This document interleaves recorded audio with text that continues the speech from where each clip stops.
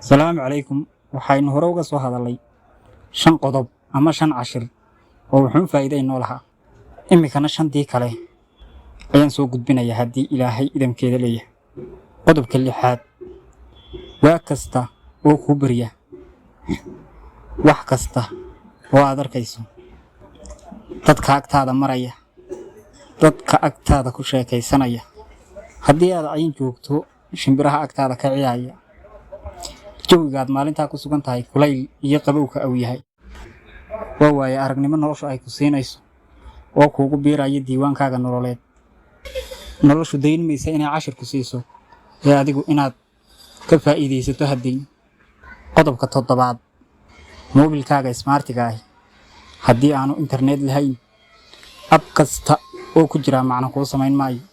Facebook, Twitter, YouTube, TikTok, Instagram iyo wixii la mid ah. Ababka aynu soo tilmaanay waxay wax ku tarayaan markaad internet u hesho ama haysato oo mid walba rabitaankaad ka leedahay iyo danta aad uga faa'iideysanayso aad ka helaysaa.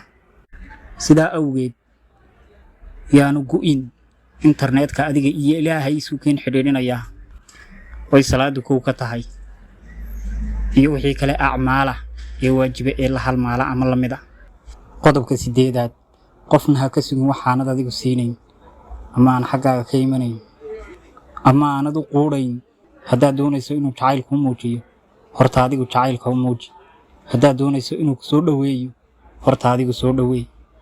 haddaad doonayso inuu ku ixtiraamo horta adigu ixtiraam.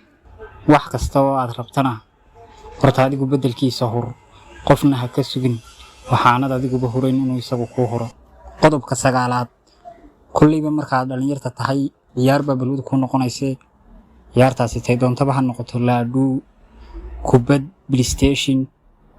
inta marka laga yimaado haddii ay ciyaar balwad ku noqonaysa ciyaarta just la yiraahdo ciyaar shatranjiga, faa'iidada ay leedahay iyo sababtan hay weydiin adiga ogaan doona markaad baratay.